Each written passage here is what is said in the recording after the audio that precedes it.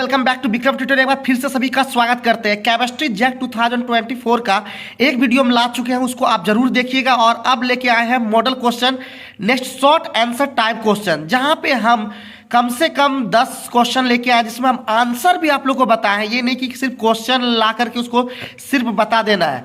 तो चलिए शुरू करते हैं। 35 नंबर वाला question, differentiate between molarity and molality, write their units, what is the effect on change in temperature.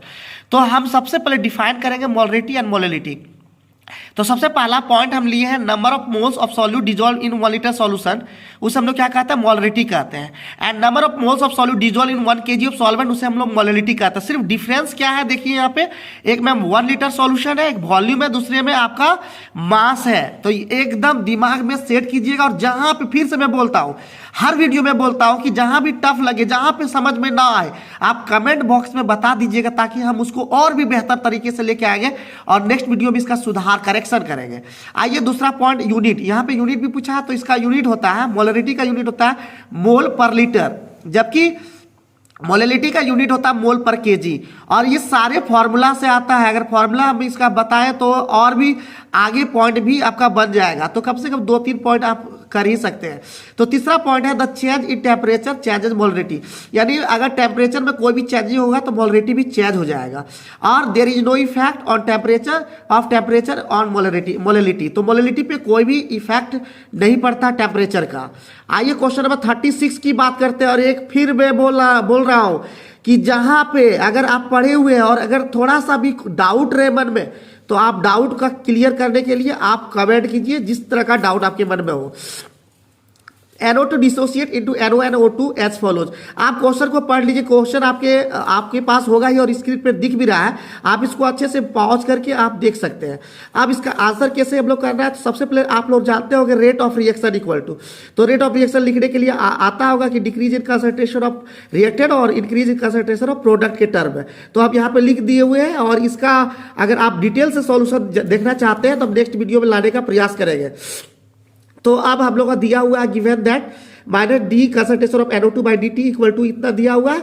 Therefore rate of increase of concentration of O2 जो हो जाएगा minus D NO2 by D2 dt हो जाएगा। तो यहाँ पे multiply कर दीजिए और डिवाइड, जैसे डिवाइड करना है या मल्टीप्लाई करना है आप यहाँ पे देख सकते हैं। तो वैल्यू दिया हुआ है, उस वैल्यू को क्या कर देना है, पुट कर देना है और 2 से डिवाइड कर देना है। तो आपका आंसर आ जाएगा ये वाला। और क्वेश्चन देखने में टफ लगेगा, जो क्वेश्चन देखने में टफ लगेगा जान लीजिए वो क्वेश्चन सबसे ईजी होगा। तो क्वेश्चन देख के डरिए नहीं, उसको समझना है, सीखना है। और जहां पे दिक्कत लगेगा उसको आप देखिए सॉल्यूशन, और सॉल्यूशन देखने के बाद भी समझ में नहीं आए तो हमारे विक्रम ट्यूटोरियल केमिस्ट्री चैनल पे आप देखिए और उसको सुधार करके आप हर एक चीज को सुधार सकते हैं। ठीक है, हमारा काम है आप लोग को बेहतर से बेहतरीन बनाना, खतरनाक से और खतरनाक बना देना। अब बढ़ते हैं क्वेश्चन नंबर 37। इसका आप लिखना है, right the IUPAC name of the flowing coordination compound. और कोऑर्डिनेशन कंपाउंड का यूपीएक नेम के लिए हम डिटेल में वीडियो बनाए हुए हैं, तो आप मेरे चैनल में देख सकते हैं। इसमें लगभग 214 या 200 कुछ समथिंग के व्यूज गया है। आप उस वीडियो को देख सकते हैं। आप कीजिएगा कोऑर्डिनेशन कंपाउंड का IUPAC name by Vikram tutorial BD, तो आपको वहां पे पूरा डिटेल में सॉल्यूशन मिल जाएगा। यहाँ पे आपको सिर्फ बता देते हैं, पहला का जो आंसर होगा पोटेशियम ट्राइऑक्सलेट क्रोमेट 3, आप ये कैसे हुआ वहां पे आप देख सकते हैं। दूसरा का आंसर हो जाएगा पेंटामीन क्लोरिडो कोबाल्ट 3 क्लोराइड। थर्ड जो हो जाएगा पोटेशियम हेक्सासाइनोफेरेट 3। और आइए बढ़ते 38 नंबर, कंप्लीट दिस रिएक्शन। अगर कंप्लीट दिस रिएक्शन इस तरह के क्वेश्चन देखना चाहते हैं, इसका भी हम डिटेल बहुत सारे वीडियो में हम ला चुके हैं, तो आप लोग देखिएगा ऑर्गेनिक केमिस्ट्री का डिटेल सॉल्यूशन। ठीक है, तो इसका आंसर हो जाएगा CH3CH2Cl plus SO2 plus HCl। दूसरा का आंसर हो जाएगा CH3CH double bond CH plus CH3। तो इसका नाम भी आप लिख सकते हैं, यूपीएक नाम आप लोग कमेंट करके भी बता सकते हैं। क्वेश्चन नंबर C का इसका आंसर हो जाएगा CH3OH प्लस C2H5I। और ये सब का आंसर हम कैसे आया, क्या कैसे होता है, इसका आंसर आप ऑर्गेनिक केमिस्ट्री के अंदर में देख सकते हैं। अब लिखना है नेक्स्ट शॉर्ट एक नोट लिखना है पेप्टाइड लिंकेज का और ग्लाइकोसिडिक लिंकेज का। तो पेप्टाइड लिंकेज क्या होता है, एक linkage which connect alpha amino acid to each other is called peptide bond और पेप्टाइड लिंकेज। अब यहाँ पे देख सकते हैं कि पेप्टाइड लिंकेज को क्या करता है, CONH जो होता है वो पेप्टाइड लिंकेज होता है। दूसरा आता है glycosidic linkage, A linkage between two monosaccharide units through oxygen atom is called glycosidic linkage. तो यहाँ देख सकते हैं एक अल्फा डी ग्लूकोज लिए हैं, दूसरा बीटा डी फ्रुक्टोज लिए हैं और इसको हम लोग क्या जोड़े हैं, ग्लाइकोसिडिक लिंकेज के साथ जोड़े हैं। तो ये ग्लाइकोसिडिक लिंकेज है। अब आगे बढ़ते हैं question number 40, complete this reaction. तो देखिए 2-3 जगह पे आपको यही क्वेश्चन आया हुआ, कंप्लीट दिस रिएक्शन। तो ऑर्गेनिक में किस तरह से सॉल्यूशन करना है, किस तरह से सॉल्व करना है, इसका डिटेल सॉल्यूशन हम लेके आएंगे और बहुत जल्दी लेके आएंगे, लगातार लेके आएंगे। तो आप लोग कंटिन्यू बिकम ट्यूटोरियल चैनल से बने रहिएगा।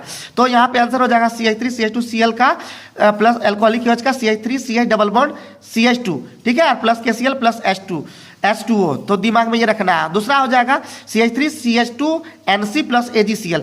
और यहाँ पे देखिए अगर KCN रहेगा तो यहाँ पे CN हो जाएगा। तो ये सब कैसे होता है, कहाँ पे किस तरह से करने से होगा, ये डिटेल में हम लेके आएंगे बहुत जल्दी।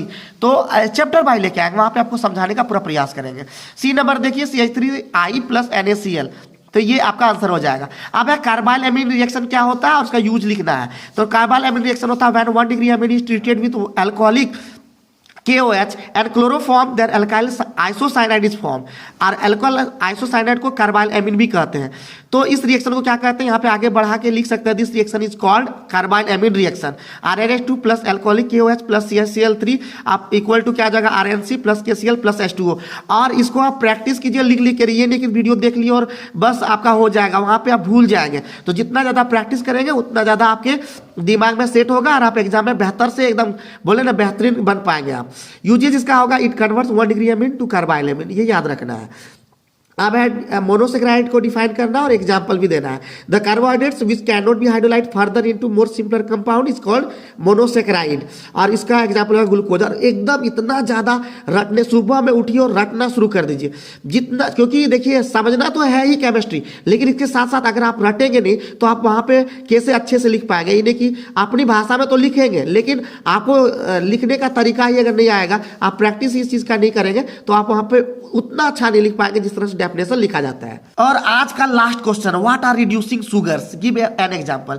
तो ऑल दो जो carbohydrates which reduce Fehling solution and Tollens reagent is called reducing sugar, ठीक है। और इसका एग्जांपल होगा ग्लूकोज और फ्रक्टोज। कभी कभी क्वेश्चन नॉन रिड्यूसिंग शुगर आ जाएगा, तो आप एक एक टर्म को अच्छे से समझ के पढ़िएगा, हर एक चैप्टर को देखिए, उसके बाद आप बेहतर से एकदम बेहतरीन बन ही जाएंगे और कहेंगे कि एक बार ठान लिए कुछ करने का, नहीं रुक जाने का। जय हिंद, जय भारत और लगातार विक्रम ट्यूटोरियल से जुड़े रहें। Thank you.